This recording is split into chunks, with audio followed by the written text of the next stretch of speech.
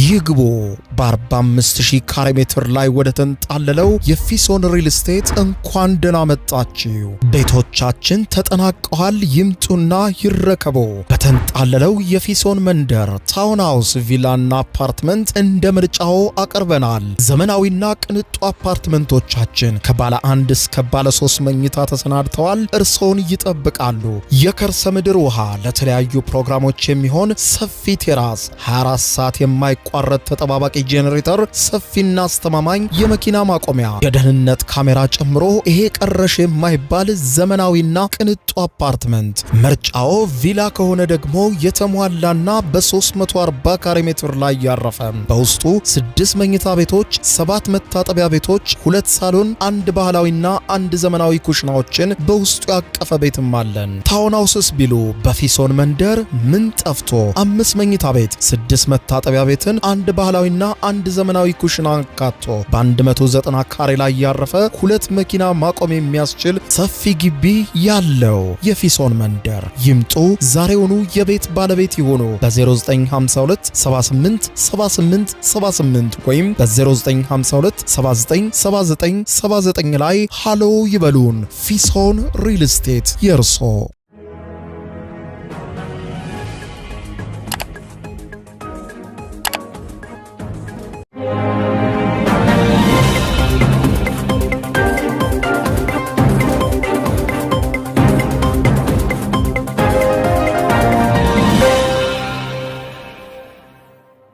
ጤና ይስጥልኝ ክቡራትና ክቡራን የዩቲዩብ ቻናል ቤተሰቦች፣ የሰዓቱን አጫጭር ሰበር መረጃዎች ይዤ ቀርብ ያለው።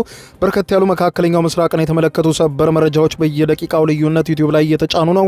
በርከት ያሉ መረጃዎች ሲጫኑ ቀድሞ ለእናንተ የማስታወቂያ መልእክት ወይም ኖቲፊኬሽን እንዲደርሷችሁና ዜናዎችን በፍጥነት እንድትከታተሉ የዩቲዩብ ቻናሌን ሰብስክራይብ በማድረግ የደወል ምልክቷን መጫን አትዘንጉ። ወደ ሰበር መረጃው ስናቀን የእስራኤሉ ጠቅላይ ሚኒስትር ቤንያሚን ኔታንያሁ ምሽቱን ለሀገራቸው ሕዝብና ለመላው ዓለም መግለጫ ሰጥተዋል። ጦርነቱን በተመለከተ በሰጡት በዚህ መግለጫ እኛ ኢራንን ደብድበን ህዝቡ እንዲያምጽ ብናነሳሳም ነገር ግን ህዝቡ ዝም ብሏል ሲሉ የእስራኤሉ ጠቅላይ ሚኒስትር ቤንያሚን ኔታንያሁ ኢራንን በተመለከተ በሰጡት መግለጫ አነጋጋሪ ነገሮችን ተናግረዋል። ጦርነቱ እንደማይቋረጥ ወደፊት እንደሚቀጥል ሄዝቦላንም ሆነ ኢራንን በከፍተኛ ሁኔታ እንደሚያዳክሙም ገልጸዋል። ዝርዝር የመግለጫቸውን ይዘት የማስደምጣቸው ይሆናል። በሌላ በኩል የአሜሪካው ፕሬዝዳንት ዶናልድ ጄ ትራምፕ ኢራን ውስጥ አሁን የሚመታ ኢላማ ጨርሰናል፣ ሁሉንም ደብድበን አውድመናል፣ ከዚህ በኋላ ደግሞ የምንመታው የኢራንን መሰረተ ልማቶች ማለትም የኤሌክትሪክ ግድቦችና እንዲሁም የውሃ ማጣሪያዎችን እንመታለን ማለታቸውን ተከትሎ የኢራን ከፍተኛ ባለስልጣን ሌሊቱን በሰጡት መግለጫ ኤሌክትሪክ መሰረተ ልማታችንን ንኩና መካከለኛው ምስራቅ በሙሉ በጨለማ በደቂቃዎች ውስጥ እንዲዋጥ እናደርገዋለን። ውድ የሆኑ የመካከለኛው ምስራቅ እንደ ተባበሩት አረብ ኤሚሬትስ እና ሳዑዲ አረቢያ ያሉ ሀገራት ጨለማ ይውጣቸዋል ሲሉ ገልጸዋል። የተባበሩት አረብ ኤሚሬትን ጨምሮ መላው የመካከለኛው ምስራቅን የአረብ ሀገራቱን በሙሉ አስጠንቅቀዋል። ከሀገራችሁ ላይ የአሜሪካን ኃይል የማታስወጡ ከሆነ የጥቃቱ ሰለባ እንደምትሆኑ እወቁት ሲሉ አስጠንቅቀዋል። የአሜሪካው ፕሬዝዳንት ዶናልድ ጄ ትራምፕ ደግሞ የከፋው ጥቃት እየመጣባችሁ ነው ሲሉ አስጠንቅቀዋል። በሌላ በኩል ደግሞ ቱርክ በሊባኖስ እየደረሰ ያለውን ከባድ ውድመት የተቃወመች ቱርክ ምሽቱን ባወጣችው መግለጫ ሊባኖስ ሙሉ በሙሉ እየፈራረሰች ነው፣ ፈራርሳ ህዝቧ በሙሉ ስደተኛ ሳይሆን በፊት በአስቸኳይ እስራኤል የምትፈጽመውን ጥቃት ላይ ታስብበት ስትል ቱርክ መግለጫ አውጥታለች። እነዚህንና ቀጠናውን እየፈተኑ ያሉ አስቸኳይ መረጃዎችን በዝርዝር የማስደምጣችሁ ነው የሚሆነው። አብረን ዝርዝሩን እንከታተለው። በቅድሚያም የመካከለኛው ምስራቅ ጦርነት አሁንም ተባብሶ የቀጠለ ሲሆን አድማሱን እያሰፋ ነው። ምሽቱን የእስራኤሉ ጠቅላይ ሚኒስትር ቤንያሚን ኔታንያሁ ጦርነቱ ከተጀመረ ጊዜ ጀምሮ ዘለግ ያለ በቴሌቪዥን የተላለፈ መግለጫ ሰጥተዋል። ቤንያሚን ኔታንያሁ በሰጡት መግለጫ እኛ ትግሉን ብንቀድላቸውም የኢራን ህዝብ ግን ዝም ብሏል ሲሉ ተናግረዋል። የእስራኤሉ ጠቅላይ ሚኒስትር ቤንያሚን ኔታንያሁ እስራኤል በኢራን ያለውን አገዛዝ ለመገልበጥ የሚያስችሉ ሁኔታዎችን አመቻችታ ብትጨርስም የኢራን ህዝብ ግን ዝም ብሏል ሲሉ የገለጹ ሲሆን የኢራን ህዝብ በእርግጠኝነት ተነስቶ መንግስቱን ይገለብጠዋል የሚል ቀድመ ግምት ቢኖርም አሁን ግን ምንም አይነት ማረጋገጫ እንደሌለ አስታውቀዋል። ጠቅላይ ሚኒስትር ቤንያሚን ኔታንያሁ ይህንን ውስብስብ የፖለቲካ እውነታ በምሳሌ ሲያስረዱ አንድ ሰው እየመራ ውሃ ወዳለበት ልታደርሰው ትችላለህ፣ ነገር ግን ውሃውን እንዲጠጣ ልታስገድደው አትችልም ብለዋል ኔታንያሁ። አክለውም እስራኤል ትናንትናና ዛሬ እያደረገች እንዳለው ሁሉ የአየር ድብደባዎች አማካኝነት ህዝቡ ወደ አደባባይ ወጥቶ ተቃውሞውን እንዲያሰማ የሚያስችል ምቹ ሁኔታዎችን እየፈጠረችላቸው ነው። ክፍተት ለመፍጠርም ጥረቷን እያደረገች ነው። ይህንንም ትቀጥላለች በማለት ገልጸው የኢራን ህዝብ ግን ዝም ብሏል ብለዋል። ጠቅላይ ሚኒስትሩ በንግግራቸው የኢራን መንግስት በህዝባዊ አመጽ ሙሉ በሙሉ ባይወድቅ እንኳን ካሁን በኋላ እጅግ የደከመ መንግስት እንደሚሆን በልበ ሙሉነት መናገር ይችላሉ ያሉ ሲሆን አሁን ያለችው ኢራን ፈጽሞ የተለየች ናት። ከዚህ ቀደም ታደርግ እንደነበረው ማስፈራራት አሁን አትችልም ያሉት ኔታንያሁ በሀገሪቱ ቀድሞ የነበራትን የኃይል ኃያልነት አሁን ላይ እንደሌለ ማንም ሊመክተው የማይችለው ግዙፍ ጉልበተኛ መሆኗም እንዲያበቃ ማድረጋችንን አውጃለሁ ሲሉ ምሽቱን ተሰምተዋል። በተያያዘም በርካታ ሀገራት ከእስራኤል ጋር በመሆን የኢራን ላይ እየተባበሩ መሆኑን የገለጹት ኔታንያሁ ይህ ትብብር በይፋ ከሚታየው በተጨማሪም ወደፊትም ግልጽ የሚሆን ይሆናል በማለት ጦርነቱ ቀጣይነት እንዳለው አብራርተዋል። ኔታንያሁ ምሽቱን መግለጫ እየሰጡ በነበረበት ወቅት ከጋዜጠኛ የቀረበላቸው የመጀመሪያ ጥያቄ ነበረው አዲስ መሪ ሾማለች ኢራን። አያቶላ ሙጅታባ ኳሚኒ አሁኑ ሰዓት የኢራን መሪ ናቸው፣ መግለጫም ሰጥተዋል በማለት ገልጸው ጋዜጠኛው አክሎም ሲጠይቃቸው እስራኤል አሁንም አዲሱን የኢራን መሪ ኢላማ አድርጋቸዋለች ወይም ልትገላቸው ትችላለች ወይ በሚል ለቀረበላቸው ጥያቄ ኔታንያሁ ሲመልሱ ለማንኛውም የኢራን መሪ ሁሉም ምንም አይነት የህይወት መድን አልገባንም በማለት ገልጸው መሪም ቢሆኑ ከጥቃት ነፃ አይደሉም ሲሉ መልሰዋል። በመጨረሻም እስራኤል አሁን እያካሄደች ላለው የጦርነት ዘመቻ በርካታ ስልቶችን እንደያዘችና ጦርነቱም ከጠበቁት በላይ በጣም በፍጥነትና በጥራት እየተከናወነ ነው ሲሉ ነው ምሽቱን እየተደመጡት። ጦርነቱ ከጀመረ ወዲህ ለመጀመሪያ ጊዜ ዘለግ ያለ መግለጫ የሰጡት ቤንያሚን ኔታንያሁ እስራኤል ኢራንና ሄዝቦላን ሙሉ በሙሉ ታደቃቸዋለች ሲሉም ተደምጠዋል። ይህ በዚህ እንዳለ የአሜሪካው ፕሬዝደንት ዶናልድ ጄ ትራምፕ በኢራን ውስጥ የቀረን ኢላማ የለም ሙሉ በሙሉ መተናል የሚል መግለጫ ከሰጡ በኋላ የሆርሙዝ ሰርጥን ኢራን የማትከፍት ከሆነ የኢራንን የኃይል መሰረት የሆኑትን የኃይል ማመንጫ ግድቦችንና የውሃ ማጣሪያዎችን ሙሉ በሙሉ እናደቃቸዋለን ሲሉ ዝተዋል። ኢራን በበኩሏ ለዚህ የፕሬዝደንት ዶናልድ ጄ ትራምፕ ዛቻ በሰጠችው ቀጠን ያለ የመልስ ምት የኃይል መሰረቶቻችንን መታችሁ ጨለማ ካለበሳችሁን ሙሉ ቀጠናው በጨለማ ይዋጣል ሲሉ ዝተዋል። የኢራን ከፍተኛ የደህንነት ባለስልጣን የሆኑት አሊ ላሪጃኒ እንደገለጹት ከሆነ አሜሪካ በኢራን የኤሌክትሪክ መሰረተ ልማቶች ላይ ጥቃት ለመሰንዘር እየዛተች ነው። እንደዛተችው ካደረገች ደግሞ ውጤቱ ለመላው የክልሉ ሀገራት እጅግ በጣም የከፋ ይሆናል፣ ተያይዘን ጨለማ ውስጥ እንገባለን ብላለች ኢራን። ይህ ምላሽ የተሰጠው ፕሬዚደንት ዶናልድ ጄ ትራምፕ የኢራንን የኤሌክትሪክ አቅም በአንድ ሰዓት ውስጥ ሙሉ በሙሉ ልናወድም እንችላለን የሚል ንግግር ከተናገሩ በኋላ ነው። ዶናልድ ትራምፕ በሰጡት መግለጫም በዋሽንግተን የኢራን ኤሌክትሪክ ኃይል የማምረት አቅም በፍጥነት ማዳከም እንደሚቻልና ቀጣዩ ኢላማቸው እሱ ሊሆን እንደሚችል ለመገንባት 25 ዓመታትን የፈጀባቸውን መሰረተ ልማት እኛ እናወድመዋለን፣ ከዚህ በኋላ ደግሞ ዓመታትን ይፈጅባቸዋል ለመመለስ ብለዋል። ትራምፕ ይህንን ንግግር ከተናገሩ በኋላ ነው ላሪጃኒ ከኢራን ሆነው ቁጣ የተከላቀለበት መግለጫ የሰጡት። ላሪጃኒ በቀጥታ ለአሜሪካው መሪ ትራምፕ ሲመልሱ እንዳሉት ከሆነ ይህንን ካደረጉ መላው ክልል ከግማሽ ሰዓት ባነሰው ጊዜ ውስጥ ደብድበን ሙሉ ጨለማ እናደርገዋለን ብለዋል። በተጨማሪም ላሪጃኒ በማህበራዊ ትስስር ገጻቸው ላይ ባሰፈሩት ጽሑፍም የሚፈጠረው መጠነ ሰፊ ኤሌክትሪክ መቆራረጥ ለደህንነታቸው ሲሉ የሚሮጡ የአሜሪካ ወታደሮችን ለማደን እንዲያውም አመቺ ይሆንልናል ሲሉ ነው ሸንቆጥ ያደረጉት። ለመላው የአረብ ሀገራት ባስተላለፉትም ቀጭን ትዕዛዝ ሁላችሁም የአሜሪካ የጦር ሰፈርን የምታስተናግዱ የቀጠናው የአረብ ሀገራት በሙሉ አሜሪካን ከግዛታችሁ ካላስወጣችሁ የኃይል መሰረተ ልማታችሁና የፋይናንስ ስርዓቶቻችሁ ተቋሞቻችሁ በሙሉ በእኛ ኢላማ ይደረጋሉ ሲሉ ዝተዋል። የምታዩቸው ውብና ብርቅርቅ ከተሞቻችሁ ጨለማ ይወርሳቸዋል ሲሉ ነው የተደመጡት። በሌላ በኩል የሆርሙዝ ባህረ ሰላጤን የዘጋችው ኢራን የተወሰኑና ወዳጅ ለተባሉ በጣት ለሚቆጠሩ ሀገራት ብቻም በሆርሙዝ ሰርጥ ያለ ስጋት መርከቦቻቸው እንዲያልፉ ፈቅዳለች። ይህንን ተከትሎ ከወዳጅ ከተባሉ ሀገራት መካከል የራሽያና የቻይና መርከቦች በቀዳሚነት ሲሆኑ ራሽያና ቻይናን ጨምሮ ጥቂት ሀገራት ብቻ ወዳጅ በመባላቸው በሰርጡ ያለ ስጋት ማለፍ እንደሚችሉ ኢራን አስታውቃለች። ይህንን ተከትሎ ከጥቃት ለመትረፍ ሲባል ቻይናዊንን የሚሉ መርከቦች ቁጥር በሆርሙዝ ወሽመጥ እየጨመረ መሆኑም ተዘግቧል።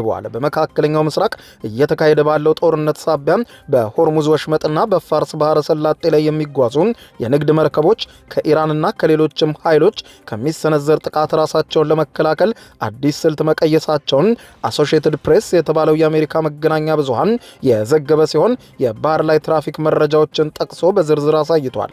ቢያንስ 8 የሚሆኑ ግዙፍ መርከቦች በመገናኛ ዘዴዎቻቸው ላይ የሚታየውን መለያ በመቀየር ባለቤትነቱ ቻይናዊ ነው ወይም ሰራተኞቹ ቻይናውያን ናቸው የሚሉ መልእክቶችን በማስተላለፍ ላይ እንደሚገኙ አመልክቷል። ይህ ድርጊት መርከቦቹም የቻይና ባንዲራ ባይኖርባቸውም እንኳን ከቻይና ጋር ጠንካራ የኢኮኖሚ ትስስር ያላትን ኢራንን ላለማስቆጣት ሲሉ ራሳቸውን በመቀየር ቻይናዊ እንደሆኑ እየገለጹ በሰርጡ ለማለፍ እየሞከሩ ነው ተብሏል። በሌላ በኩል በከፍተኛ ቀውስ እየታመሰች የምትገኘው የመካከለኛው ምስራቅ ሀገር ደግሞ ሊባኖስ ናት። እስራኤል ሄዝቦላህን ለማደን በሚል በሊባኖስ በከፈተችው ሰፊ የአየር ድብደባ ዘመቻ በርካታ የሊባኖስ ከተሞች ወደ ፍርስራሽነት እየተቀየሩ ነው። ይህንን ተከትሎ ቱርክ ቁጣዋን ያሰማች ሲሆን ምሽቱን ባወጣችው መግለጫ ሊባኖስ ጨርሳ ሳትፈራርስ ህዝቦቿም ሳይሰደዱ እስራኤል በአስቸኳይ ጥቃቷን ጋብታ አድርግ ሲሉ ጠይቀዋል። የቱርክ ውጭ ጉዳይ ሚኒስትር ሀካን ፊዳን ምሽቱን ባወጡት መግለጫ እስራኤል በጎረቤታችን ሊባኖስ ላይ የምታደርሰው ከፍተኛ ድብደባ እየተጠናከረ ነው፣ ሀገሪቱ ሙሉ በሙሉ ሳትፈርስና ህዝቦቿም ሳይሰደዱ በአስቸኳይ የእስራኤል ድብደባ እንዲቆም ጥሪ እናቀርባለን ብለዋል። ሚኒስትሩ ከጀርመናቻቸው ዮሐን ዋዴልፉር ጋር በጋራ በሰጡት ጋዜጣዊ መግለጫ ነው የእስራኤሉን ጠቅላይ ሚኒስትር ቤንያሚን ኔታንያሁን ተጠያቂ ያደረጉት። እነዚህ ሁሉ ቀውሶች መፈታት የሚችሉ ነበሩ በማለት ገልጸው ይህንን ቆሻሻ ጦርነት አቆሙ ሲሉ ተናግረዋል። ፊዳ አክለውም የእስራኤል ጥቃት በአስቸኳይ ካልቆመና የሊባኖስ መንግስትም የሚፈርስ ከሆነ ደግሞ ውጤቱ ለመላው ቀጠና በተለይም ደግሞ ለጎረቤት ሀገራት እንደ ቱርክና ሌሎችም አስከፊ እንደሚሆንባቸው አስጠንቅቀዋል። ሀገር መፍረስና ህዝብን መበተን ማለት ቀላል ነገር አይደለም፣ ዳፋው ለእናንተም መልሶ ሊተርፍ ይችላል ብለዋል። በሊባኖስ ውስጥ እየታየ ያለው መጠነ ሰፊ የህዝብ መፈናቀል በፍጹም ተቀባይነት የሌለው መሆኑን ሚኒስትሩ አጽንኦት ሰጥተው አሳስበዋል። ይህ የቱርክ ማሳሰቢያ የመጣው ቀጠናው ወደ ከፋ እርስ በርስ ድንበር ተሻጋሪ ጦርነት እያመራ ባለበት በአሁኑ ወቅት ነው። ሊባኖስ መጠነ ሰፊ ጦርነት ውስጥ የገባችው ባለፈው ሳምንት አሜሪካና እስራኤል ጥምር ጥቃት የኢራኑን ከፍተኛ መሪ አያቶላ አሊ ካሜኒ መገደላቸውን ተከትሎ ሄዝቦላም በእስራኤል ላይ በሰነዘረው የአጸፋ ጥቃት የጀመረው ውጊያ እስራኤል እንደ አውሮፓውያን አቆጣጠር በ2024 የተደረገውን የተኩስ አቁም ስምምነት ወደ ጎን በመተው የተፈጸመውን ጥቃት ለመመከት በሚል ከፍተኛ የአየር ድብደባም በሊባኖስ ውስጥ እያደረገች ነው። በአሁኑ ወቅት በአየር ድብደባና በምድር ጦር ወደ ሊባኖስ ድንበር ጭምር ዘልቃ በመግባት ጥቃቷን እያፋጠነች እንደምትገኝም ተመልክቷል። እንደ ሊባኖስ ባለስልጣናት መረጃ ከሆነ እስካሁን በደረሰው ጥቃት 687 በላይ ሰዎች ሕይወታቸውን እንዳጡና ከ800 ሺህ እስከ 1 ሚሊዮን የሚደርሱ ዜጎች ደግሞ ከመኖሪያ ቀያቸው እንደተፈናቀሉም ተዘግቧል። ይህ በዚህ እንዳለ ሄዝቦላና ኢራን እየተናበቡ በእስራኤል ላይ ከባድ ጥቃት እየከፈቱ እንደሚገኝና የእስራኤልን የአየር መከላከያ ስርዓትም እያጨናነቁ እንደሆነ ተመልክቷል። ሄዝቦላና ኢራን በጥምረት በመሆን በእስራኤልን ዝነኛ የአየር መከላከያ ስርዓት አይረንዶምን ያጨናነቀ መጠነ ሰፊ የሮኬት ጥቃት ዘመቻን በመሰንዘር የእስራኤልን አየር መከላከያ ፈትነውታል ተብሏል። ኒውዮርክ ፖስት ዛሬ ሌሊቱን ባወጣው ዘገባ እንዳመለከተው በአንድ ቀን ውስጥ ብቻ ከተተኮሱ 150 የሚደርሱ ሚሳኤሎች መካከል ግማሽ ያሉ መከላከያውን ጥሰው መውደቅ እንደቻሉ ዘግቧል። ይህም ደግሞ በስርዓቱ ውጤታማነት እየቀነሰ መሆኑን አመላካች ነው ብሎታል። ውጊያው ተባብሶ በተለያዩ ግንባሮች የቀጠለ ሲሆን ኢራን አሁንም በቀጠናዋ የሚገኙ የተለያዩ መሰረተ ልማቶቿም በአየር ድብደባ እየወደሙ ሲሆን ኢራንም በተለያየ አቅጣጫ የምትሰነዝራቸውን ጥቃቶች ያጠናከረች ሲሆን በቀጠናው ሀገራትም ላይ ከፍተኛ ውድመት እየተመዘገበ ስለመሆኑ ተነግሯል። በተያያዘ ዜናም ጦርነቱ ዳፋ ምክንያት የዓለም የነዳጅ ዋጋ በታሪክ ታይቶ በማይታወቅ ሁኔታ ወደ ላይ እንደሚነር እየተጠበቀ ባለበት በአሁኑ ሰዓት የነዳጅ ዋጋ መናር ለአሜሪካ ትልቅ ሲሳይ ያመጣል፣ ግድ የላችሁም ሲሉ ትራምፕ አነጋጋሪ መግለጫ ሌሊቱን ሰጡ። በዓለም አቀፍ ደረጃ የነዳጅ ዋጋ መጨመር ለአሜሪካ ኢኮኖሚ ከፍተኛ ገንዘብ የሚያስገኝ እንዲያውም መልካም አጋጣሚ ነው ያሉት ትራምፕ አሜሪካን በአሁኑ ወቅት በዓለም ቀዳሚዋ የነዳጅ አምራች መሆኗን የጠቀሱት ፕሬዝደንቱ የዋጋው መናር እንዲያውም ለሀገራችን የሚፈሰውን የውጭ ምንዛሬ ገንዘብና ትርፍን በከፍተኛ ሁኔታ እንደሚያሳድገው በልበ ሙሉነት ልናገር እወዳለሁ፣ እመኑኝ ብለዋል ትራምፕ። እንደ ትራምፕ ገለጻ ከሆነም አሜሪካ ያላትን የተፈጥሮ ሀብት በስፋት በመጠቀም የኃይል ዘርፉን የበላይነት ለመያዝ እየሰራች ነው ያሉ ሲሆን የነዳጅ ዋጋ መጨመር በሌሎች ሀገራት ላይ ጫና ቢፈጥርም ለአሜሪካ ግን የስራ ዕድሎችን ለመፍጠርና ኢንዱስትሪ እድገቷን ለማስፋት እንደ ትልቅ የገቢ ምንጭ የሚታይ ነው ብለዋል። የራሳችን ነዳጅን በማውጣት ዓለምን መምራት አለብን የሚለው የትራምፕ አቋም የሀገሪቱን የነዳጅ ኩባንያዎች የሚያበረታታ ሆኖ ተገኝቷል። ይሁን እንጂ ይህ የፕሬዝደንቱ ንግግር በዓለም አቀፍ የነዳጅ ገበያና በፖለቲካው ረገድ የተለያየ አስተያየትን እያስነሳ ነው። የነዳጅ ዋጋ መናር ለአሜሪካ አምራቾች ትርፍ የሚያስገኝ ቢሆንም በሌላ በኩል በአሜሪካውያን ሸማቾችና በዓለም አቀፍ የትራንስፖርት ወጪ ላይ የሚያስከትለው ከባድ ተጽዕኖ ከፍተኛ ስጋት እየፈጠረ እንደሚገኝ ተመልክቷል። ፕሬዝደንት ዶናልድ ጄ ትራምፕ ግን ትኩረታቸውን አሜሪካ የኃይል ቁንጮ ማድረግ ላይ እንደሆነ ደጋግመው አስረግጠው ሲናገሩ ይደመጣል። በሌላ በኩል ኢራን የአብዮታዊ ዘቧ ከፍተኛ አዛዥ መገደላቸውን በይፋ አረጋግጣለች። የኢራን መንግስት የዜና ወኪል የሆነው ፋርስ የዜና ወኪል የሀገሪቱ አብዮታዊ ዘብ የአየርና የህዋ ኤሮስፔስ ወታደራዊ ኃይሎች አዛዥ የቀብር ስነ ስርዓት መፈጸሙን ዘግቧል። አሜሪካና እስራኤል በኢራን ላይ ጥቃት በከፈቱበት ጊዜ በርካታ የአብዮታዊ ዘቡ አመራሮች የተገደሉ ቢሆንም ይፋ አልተደረገም ነበር። ነገር ግን የመገናኛ ብዙሃን ባወጡት መረጃ የኤሮስፔስ ኃይሎች ዋና አዛዡ የቀብር ስርዓት መፈጸሙን በኢራን መገናኛ ብዙሃን ሲዘገብ ተደምጧል። እየወጡ ያሉ ዘገባዎች እንደሚናገሩት ከሆነ አዛዡ ኢስማኤል ዴጋዴን የተገደሉት መኖሪያ ቤታቸው ውስጥ እንዳሉ ከባለቤታቸውና ከሁለት ልጆቻቸው እንዲሁም ከሴት አያታቸው ጋር እንደነበር ተመልክቷል። ይህ በእንዲህ እንዳለ እስራኤል በደቡባዊ ሊባኖስ በፈጸመችው ድንገተኛ ጥቃት የሄዝቦላን ከፍተኛ ወታደራዊ ክፍል አዛዥና ከ100 በላይ የቡድኑ አባላቱን ገድያለሁ ስትል አስታውቃለች። የእስራኤል ጦር ቃል አቀባይ በማህበራዊ ትስስር ገጻቸው ባሰፈሩት መልእክት አዛዡ አቡ አሊ ራያን የተገደለው ቅዳሜ ዕለት በተፈጸመበት ጥቃት መሆኑን ገልጸዋል። ቃል አቀባዩ አክለውም ከቡድኑ አዛዥ በተጨማሪ ከ100 በላይ አባላቱ መገደላቸውንና ከ60 በላይ የቡድኑ የማዘዣ ማዕከላትም ሙሉ በሙሉ ከጥቅም ውጪ እንዲሆን ተደርገዋል ተብሏል። የጦርነቱ ዳፋ ተባብሶ የቀጠለ ሲሆን ዛሬ ሌሊትም የኢራን አብዮታዊ ዘብ በርከት ያሉ ሚሳይሎችን ወደ እስራኤል መተኮሱን የእስራኤል መገናኛ ብዙሃን ዘግበዋል። የእስራኤል ጦር ሌሊቱን አውጥቶት በነበረው መግለጫ ህዝቡ በፍጥነት ወደ ፈንጂ መከላዮች እንዲገባ አዋጅ የነገረ ሲሆን በርካታ ህዝብም ሌሊቱን በመጠለያ ውስጥ እንዲቆይ ተገዷል ተብሏል። የሚሳኤል ተኩሶቹ ያልቆሙ ሲሆን በተለይም ደግሞ የመካከለኛው ምስራቅ ቀጠና ከባድ አደጋ የተደቀነበት ሲሆን የመካከለኛው ምስራቅ ሀገራት የሆኑት እንደ ተባበሩት አረብ ኤምሬትስ፣ ሳዑዲ አረቢያ፣ ኳታርና ኩዌትን የመሳሰሉ የባህረ ሰላጤው ሀገራት ከፍተኛ የኢኮኖሚ ቀውስ ውስጥ እንደወደቁም ተዘግቧል። በተለይም ጦርነቱ አሁን እንኳን ቢቆም የሚመጣው የኢኮኖሚ ዳፋ የመካከለኛው ምስራቅን በከባድ አደገኛ ቀጠና ዘርፍ የሚመድበው ይሆናል። ክቡራን አድማጮች ለሰዓቱ ብታደምጧቸው መልካም ናቸው ያልኳቸው አጫጭር መረጃዎች እነኚህ ናቸው። ከሰዓታት በኋላ በሌላ መረጃ ተመልሰን እስከምንገናኝ በያለንበት የዓለም ዳር ቸር እንቆይ።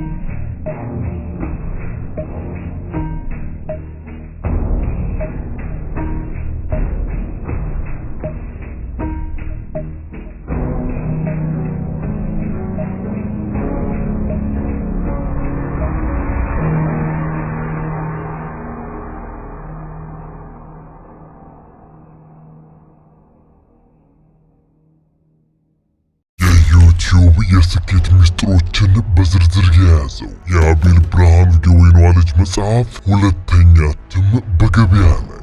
ዩቲዩብ ለመጀመር በአጭር ጊዜ ስኬትን ለመቀዳጀት አስበዋል? ዩቲዩብ ብጀምር ስንት ብር አገኘሁም ብሎ አስበዋል?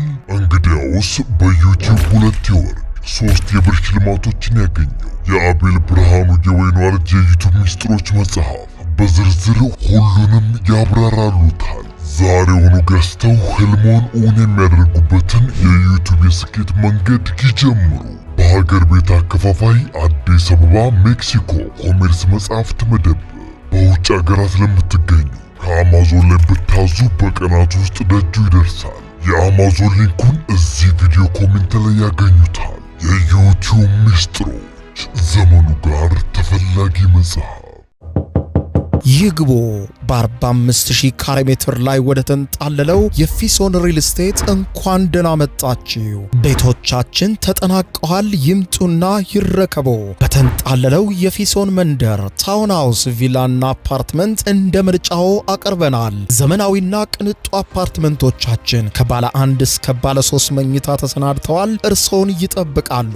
የከርሰ ምድር ውሃ፣ ለተለያዩ ፕሮግራሞች የሚሆን ሰፊ ቴራስ፣ 24 ሰዓት የማይቋረጥ ተጠባባቂ ጄኔሬተር፣ ሰፊና አስተማማኝ የመኪና ማቆሚያ፣ የደህንነት ካሜራ ጨምሮ ይሄ ቀረሽ የማይባል ዘመናዊና ቅንጡ አፓርትመንት። ምርጫው ቪላ ከሆነ ደግሞ የተሟላና በ340 ካሬ ሜትር ላይ ያረፈ በውስጡ 6 መኝታ ቤቶች፣ 7 መታጠቢያ ቤቶች፣ 2 ሳሎን፣ 1 ባህላዊና 1 ዘመናዊ ኩሽናዎችን በውስጡ ያቀፈ ቤትም አለን። ታውን ሃውስስ ቢሉ በፊሶን መንደር ምን ጠፍቶ 5 መኝታ ቤት፣ 6 መታጠቢያ ቤትን፣ 1 ባህላዊና 1 ዘመናዊ ኩሽና አካቶ በ190 ካሬ ላይ ያረፈ 2 መኪና ማቆም የሚያስችል ሰፊ ግቢ ያለው የፊሶን መንደር። ይምጡ፣ ዛሬውኑ የቤት ባለቤት ይሆኑ። በ0952 78 78 78 ወይም በ0952 79 79 79 ላይ ሃሎ ይበሉን። ፊሶን ሪል ስቴት የርሶ